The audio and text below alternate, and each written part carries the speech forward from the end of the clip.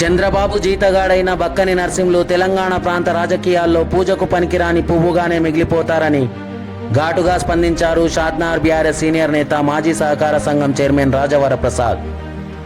మహానాడు వేదికగా బక్కని వ్యాఖ్యలు అర్ధరహితమని ఖండిస్తూ మూర్ఖత్వానికి నిదర్శనమని ఆయన మీడియా ముఖంగా మండిపడ్డారు. తెలంగాణ ఏర్పడి పుష్కర కాలం గడుస్తున్న రాష్ట్రంలో ఆధిపత్యం కొరవడిందనే భావనలో ఉన్న చంద్రబాబు చెంచాలు ఆయన జీతగాళ్లు తెలంగాణ వ్యతిరేక శక్తులతో కలిసి తెలంగాణ అస్తిత్వంపై అక్కస్సు వెళ్లగక్కుతూనే ఉన్నారని ధ్వజమెత్తారు. పురాణాలపై పట్టు ఉన్న బక్కని చరిత్రను చదివి ఉండాల్సిందని, తెలంగాణ పదం డిక్షనరీలో లేదంటూ చేసిన వ్యాఖ్యలు ఆయన దిగజాడు స్వార్థ రాజకీయాలకు అద్దం పడుతుందని, రాజకీయాల్లో బక్కనిని పూజకు పనికిరాని పువ్వుగా అభివర్ణించారు. తెలంగాణ ప్రాంత విభేదాల కొరకు కాదు, హక్కుల సాధన కొరకు పోరాడిందని స్పష్టం చేశారు. ఏది స్వార్థం? నీళ్లు, నిధులు, ఉద్యోగాలు, సంస్కృతి సాంప్రదాయాలు కాపాడుకోవాలనుకోవడం స్వార్థమా? దీనిపై బక్కని క్లారిటీ ఇవ్వాలని సూచించారు. తెలంగాణ ప్రజల ఆకాంక్ష మేరకే టీఆర్ఎస్ ఆవిర్భావం జరిగిందని, కాలక్రమేణా సకల జనులను ఏకం చేస్తూ భారతదేశ చిత్రపటంలో జియోగ్రఫికల్ మ్యాప్గా ప్రతిబింబించేలా రాష్ట్ర అవతరణ జరిగిందని పేర్కొన్నారు. ఇంత ఇంపాక్ట్ ఉన్న తెలంగాణ గురించి లోతుగా తెలుసుకోవాలంటే బక్కని చరిత్రతో పాటు భౌగోళిక శాస్త్రాన్ని కూడా అధ్యయనం చేయాలని సూచించారు.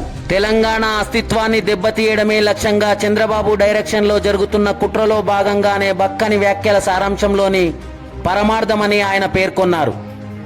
ఉపాధి అవకాశాల మెరుగుదలకే రాష్ట్రం ఏర్పాటు జరిగిందని, 5 ఏళ్లు ఎమ్మెల్యేగా ప్రాతినిధ్యం వహించిన మీకు వాటి లెక్కలు తేల్చడం పెద్ద విషయం కాదని, ఎవరిది స్వార్థమో ఎవరు స్వార్థపరులో తేల్చి చెప్పారు. తెలంగాణ రాష్ట్రంలో తెలుగుదేశం పార్టీ జీరో అని, ఇక్కడ ఆ పార్టీకి భవిష్యత్తే లేదని, ఇక అది ఒడిసిన ముచ్చటే అని పేర్కొన్నారు. అధికార మార్పిడి అనంతరం తెలంగాణ రాష్ట్ర ఏర్పాటును జీర్ణించుకోలేని శక్తులంతా ఏకమై రేవంత్ మార్క్ రాజకీయాలతో జరిగిన మార్పులను రాష్ట్ర ప్రజలు నిశితంగా గమనించాలని, తెలంగాణ ఏర్పాటు అంత ఆషామాషిగా జరగలేదని పిలుపునిస్తూ గులామీ చోడో గులాబీ బరో అంటూ యువతను తట్టి లేపారు. చూడాలి మరి రాజావారి మాటలు షాద్నగర్ పాలిటిక్స్లో ఎంతటి ప్రకంపనలు పుట్టిస్తూ ఎలాంటి ఇంపాక్ట్ క్రియేట్ చేస్తాయో. Wait and watch. చూస్తూనే ఉండండి సీమై టీవీ. ఆయన దురదృష్టం మరి, లేకపోతే ఆయన ఉన్నది బయట పెట్టుకున్నాడు. ఆయన అమరావతి పోయి అంటే అక్కడ జరిగినటువంటి తెలుగుదేశం పార్టీ మహానాడులో అనుచితమైన వ్యాఖ్యలు తెలంగాణ ప్రాంతాన్ని ఉద్దేశించి, తెలంగాణ అస్తిత్వాన్ని ఉద్దేశించి మాట్లాడారు. దాన్ని భారత రాష్ట్ర సమితి తరఫున, షాద్నగర్ నియోజకవర్గం నుంచి పేరు తరఫున రాష్ట్ర సహకార మాజీ చైర్మన్గా నేను తీవ్రంగా ఖండిస్తున్నా. బక్కని నర్సింహులు గారి వ్యాఖ్యలు అర్థరహితం, మూర్ఖత్వానికి నిదర్శనం. గతంలో రాజులు తమ దగ్గర కొంతమంది జీతగాళ్ళను పెట్టుకున్నారు. ఆ జీతగాళ్ళ పని ఏంటిదంటే రాజుని పొగుడుతూనే ఉండాలన్నమాట. అంటే రాజును ప్రసన్నం చేసుకోవాలి, పొగుడుతారు. ఎంత రాజును పొగిడితే, ఎంత రాజుకు నచ్చినట్టు మాట్లాడితే ఆ రాజు ముత్తాహార వేసుడు, లేకపోతే పక్క నుంచి బంగారు నాణాలు తీసి ఇచ్చుడు, ఇట్లాంటివి ఉంటాయి. అంటే రాజు మెప్పు కోసం పనిచేసేటువంటి జీతగాళ్ల వ్యవస్థ రాచరిక పాలనలో ఉంది. ఈరోజు బక్కని నర్సింహులు గారు పోయి ఆ మహానాడు మీటింగ్లో చంద్రబాబు నాయుడు ముందర తెలంగాణ ప్రాంతానికి బద్ద వ్యతిరేకి అయినటువంటి చంద్రబాబు నాయుడు సమక్షంలో చంద్రబాబు ప్రసన్నం కోసం తెలంగాణ అస్తిత్వాన్ని ప్రశ్నిస్తూ అత్యంత నీచంగా, దుర్మార్గంగా మాట్లాడారు. బక్కని నర్సింహులు గారికి కంటే నేను వయసులో చిన్నోడిని కాబట్టి ఆయన పురాణాలు ఎక్కువ చదివారు, నేను చరిత్ర ఎక్కువ చదివాను. ఆయనకు పద్యాలు, శ్లోకాలు ఎక్కువ వస్తాయి, నాకు ఉద్యమ నినాదాలు ఎక్కువ వస్తాయి. కాబట్టి నా పద్ధతిలో ఆయనకు అర్థమయ్యే విధంగా సమాధానం చెప్పాలనుకొని అనుకుంటున్నా. బక్కని నర్సింహులు గారు వాస్తవానికి రాజకీయాల్లో పూజకు పనికిరాని పువ్వు లాంటివి. పూజకు పనికిరాని పువ్వు అని ఎందుకంటున్నా అంటే, పూజకు పనికిరాని పువ్వు మీకు అందరూ తెలుసు, మొగిలి పువ్వు. మొగిలి పువ్వును పూజకు పనికిరాని పువ్వు అంటారు. ఎందుకు అంటే దానికి శివుడి శాపం ఉన్నది. కాబట్టి ఉన్నది. అన్ని పూలను దేవుడికి పెడతారు కానీ మొగిలి పూలు పెట్టారు. గంధం పూలను కూడా కొన్ని పూజల్లో వాడతారు, కానీ మొగిలి పూలు మాత్రం వాడరు. కానీ అన్ని పూలలో కంటే ఎక్కువ సుగంధం వస్తుంది మొగిలి పూలు. మొగిలి పూలు ఎందుకు వాడరు అంటే అది ఒకసారి అబద్ధం చెప్తారు. అబద్ధాలు చెప్పినందుకే పూజకు పనికిరాని పువ్వు అయింది మొగిలి పువ్వు. తెలంగాణ రాజకీయాల్లో ముఖ్యంగా తెలంగాణ ప్రాంత రాజకీయాల్లో బక్కన నరసింహులు అనే వ్యక్తి చంద్రబాబు నాయుడు జీతగాడు మాత్రమే. ఇక్కడ రాజకీయాలకు ఆయన పూజకు పనికిరాని పువ్వు. 1940 చరిత్రకు సంబంధించిన 2 అంశాలు చెప్పాలి బక్కన నరసింహులు గారికి గొప్ప వ్యక్తికి అర్థపెట్టి చెప్పడానికి. 48లో తెలంగాణ ప్రాంతం భారతదేశంలో విలీనం చేయబడిన తర్వాత 52లో జరిగినటువంటి సార్వత్రిక ఎన్నికల్లో షాద్ నగర్ నుంచి హైదరాబాద్ రాష్ట్రానికి, అంటే ఇప్పుడున్న తెలంగాణ ప్రాంతం అందులో కేవలం 60% భాగం, 40% భాగం కర్ణాటక, మహారాష్ట్ర ప్రాంతాల్లో, మరాఠవాడ ప్రాంతంలో, కర్ణాటక బీదర్, గుల్బర్గా, రాయచూర్ ఆ ప్రాంతాల్లో. ఈ ప్రాంతం మొత్తానికి షాద్ నగర్ నుంచే మొదటి ముఖ్యమంత్రి అయ్యారు. షాద్ నగర్ మొదటి ఎమ్మెల్యే బూర్ల రామకృష్ణరావు గారు. ఈ నేలపైనే 5 సంవత్సరాలు 1994 నుంచి 99 వరకు ప్రాతినిధ్యం వహించినటువంటి బక్కన నరసింహులు గారు ఈ ప్రాంత విలువను దేశంలో ఇనుమడించేటట్టు మాట్లాడాలి, కానీ షాద్నగర్ ప్రజలు సిగ్గుపడేటట్టు మాట్లాడి పోయి పక్క రాష్ట్రానికి. తెలంగాణ రాష్ట్రం ఏర్పడేది 2014లో, ఇప్పుడున్నది 2026లో. 12 సంవత్సరాల తర్వాత కూడా చంద్రబాబు చెంచాలు, చంద్రబాబు జీతగాళ్ళు అంటే నరసింహ గారు లాంటి వాళ్ళు, వీళ్ళందరూ, లేకపోతే సమ్ సెక్షన్ ఆఫ్ ప్రసార మాధ్యమాలు కూడా తెలంగాణ రాష్ట్రం పట్ల, తెలంగాణ అస్తిత్వం పట్ల తమ అక్కసును వెళ్ళగక్కుతూనే ఉన్నారు. దానికి నిదర్శనం వాస్తవానికి అక్కడ ప్రాంత ప్రజల్లో తెలంగాణ పట్ల పెద్ద ఏం లేదు, కానీ హైదరాబాద్ ప్రాంతంలో ముఖ్యంగా తెలంగాణ మీద ఆధిపత్యం పోయిందనేటువంటి బాధతోటే తెలంగాణ వ్యతిరేక భావజాలాన్ని నింపుకునే కొన్ని శక్తులు, ఆ శక్తులకు ఊడిగం చేస్తున్నది బక్కన నరసింహులు లాంటి వాళ్ళు. ఇలాంటి వాళ్ళే చేస్తున్నారు. బక్కన నరసింహులు గారు మాట్లాడిన మాటలు ఒక్కసారి మీకు కూడా వినిపిస్తాను నేను. దాంట్లో మాటకు మాట నేను సమాధానం చెప్తాను.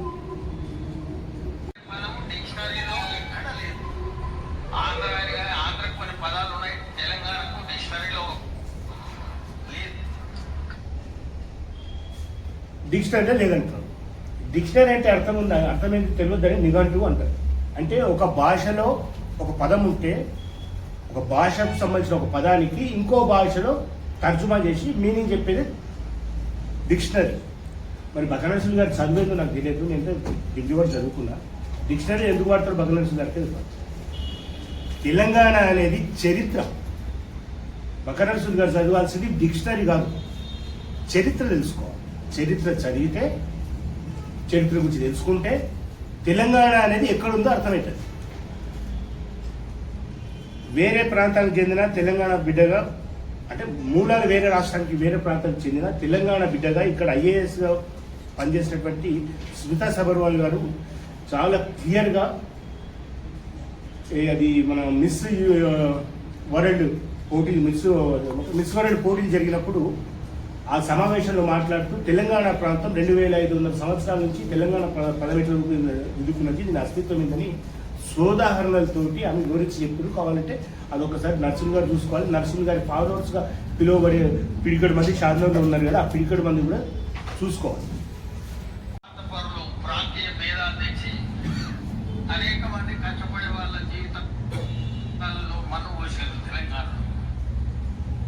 ఏంటన్నాడు, స్వార్థపరులు ప్రాంత విభేదాలు తెచ్చిందా?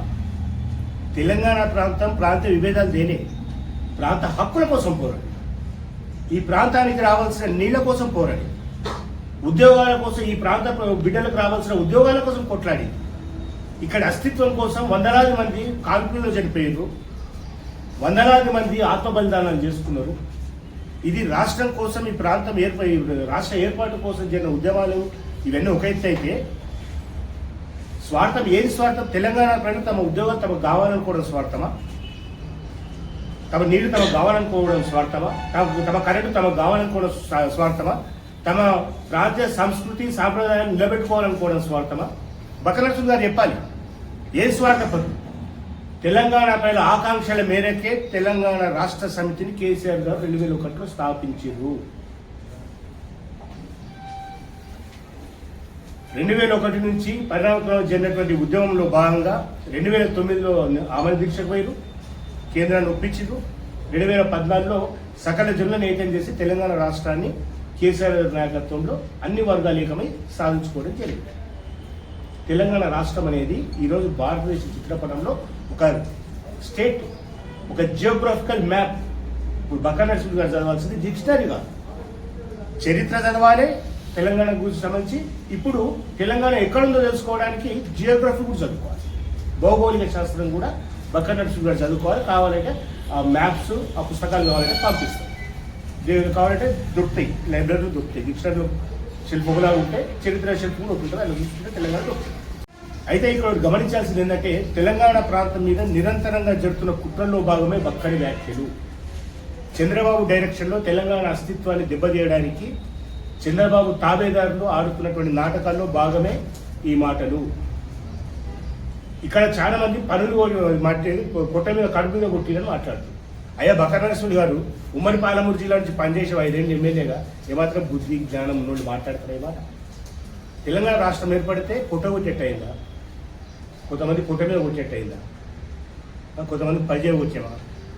తెలంగాణ ప్రాంతంలో నిజంగా తెలంగాణ రాష్ట్రం ఏర్పాటు వల్ల ఉపాధి అవకాశాలు పెరిగినాయా తగ్గినాయా?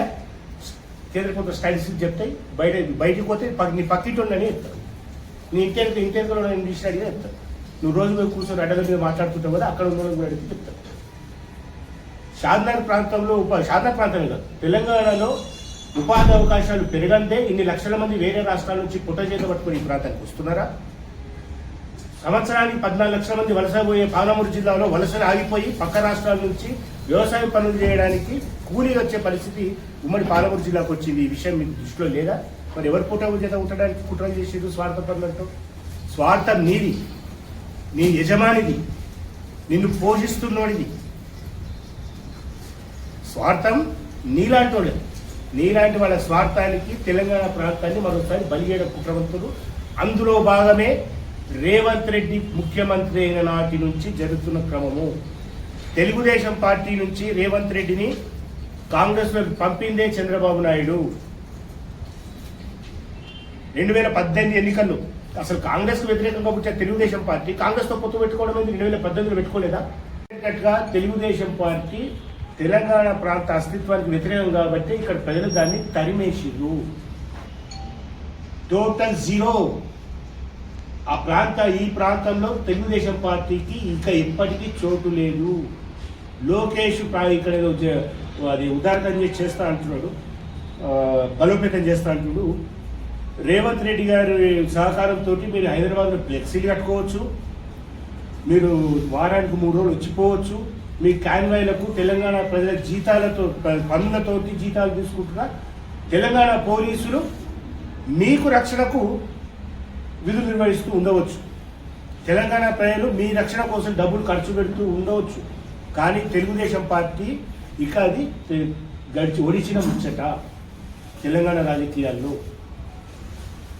ఇది చాలా క్లియర్గా బక్కా నరసింహ గారి వ్యాఖ్యలు ఖండిస్తున్నాం. అదేవిధంగా రేవంత్ రెడ్డి గారు బతుకమ్మ మన తెలంగాణ తల్లి రూపురేఖలు మార్చి చేతిలోంచి బతుకమ్మను తీసేయడంతో మొదలైంది. తెలంగాణ నెంబర్ ప్లేట్లు తెలంగాణ స్టేట్ టీఎస్ అని పెడితే దాన్ని ఎస్ తీసేసి జీ పెట్టిర్రు. తెలంగాణ టీఎస్ అంటే తెలంగాణ స్టేట్ అంటే ఒక రాష్ట్ర అస్తిత్వాన్ని చూపించే పదం కాబట్టి దాన్ని తీసేసిర్రు. నేను పనిచేసినటువంటి తెలంగాణ స్టేట్ కోఆపరేటివ్ యూనియన్ టీఎస్సీయూ అంటారు దాని బోర్డు ఈరోజు చెడిపేసి తెలంగాణ సహకార యూనియన్ పెట్టిర్రు. రాష్ట్ర అనేది తీసేసిర్రు, ఎస్ తీసేసి జీ పెట్టిర్రు. అంటే ఈ ప్రాంతం ఒక రాష్ట్రంగా ఉన్నది అన్నదాన్ని ఇప్పటికీ జీర్ణించుకోలేని సమైక్య శక్తులే ఈరోజు తెలంగాణకు వ్యతిరేకంగా పనిచేస్తున్నాయి. ఇది గమనించుకోవాల్సింది తెలంగాణ ప్రజలు, ముఖ్యంగా యువత. ఈ సందర్భంగా ఈ విలేకరుల సమావేశం నుంచి నేను తెలంగాణ రాష్ట్ర యువతకు, ముఖ్యంగా ఉమ్మడి పాలమూరు జిల్లా యువతకు, అత్యంత ముఖ్యంగా షాద్నగర్ నియోజకవర్గ యువతకు చెప్పొచ్చేది ఒకటే, గులాబీ బనో గులాబీ చోడో. రకరకాల నినాదాలతో వేరే పార్టీల జెండాలు పట్టుకొని తిరుగుతున్న యువతకు కూడా నేను పిలిపిస్తున్నా. ఆస్తులు పంచుకునేటప్పుడు అన్నదమ్ముల మధ్యలో విభేదాలు ఉండొచ్చు, కానీ తల్లి మీద చేయడానికి వస్తే అన్నదమ్ములు నలుగురు ఒక్కటి కావాలి.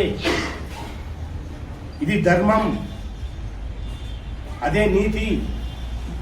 ఈరోజు తెలంగాణ తల్లికి, తెలంగాణ ప్రాంత అస్తిత్వానికి ముప్పు వాటిల్తున్న ఈ సమయంలో ఏకం కావాల్సిన బాధ్యత తెలంగాణలో పుట్టిన ప్రతి యువతకు ఉన్నది. యువతకు నేను చేసే విజ్ఞప్తి ఒక్కటి, తెలంగాణ రాష్ట్ర ఏర్పాటు అత్యంత ఆషామాషిగా టెక్నికల్గా కేక్ కట్ చేసినట్టు రాలేదు. 52 తర్వాత ఫజల్ అలీ కమిషన్కు వ్యతిరేకంగా ఈ ప్రాంతం ఉద్యమించింది. 56లో ఆంధ్రప్రదేశ్ ఏర్పాటును వ్యతిరేకించింది. 69లో ఉద్యమించింది. 69 ఉద్యమంలో దాదాపు 370 మంది చనిపోయారు, ఒక 300 మంది అడ్రస్ గల్లంతైంది. అప్పటి నుంచి జరిగిన పోరాటాల్లో యువతదే ప్రధాన పాత్ర. ఇప్పుడు యువతకు చేసే విజ్ఞప్తి ఒక్కటే, వేరే పార్టీ జెండాల గులాబీ చూడో, గులాబీ బనో. కేసీఆర్ గారి నాయకత్వంలోనే బీఆర్ఎస్ భారత రాష్ట్ర సమితి ద్వారానే తెలంగాణ ప్రాంతానికి రక్షణ ఉంటుంది. కాబట్టి బీఆర్ఎస్ ఆధ్వర్యంలో యువత అందరినీ ఏకం కావాలని పిలుపునిస్తున్నాను.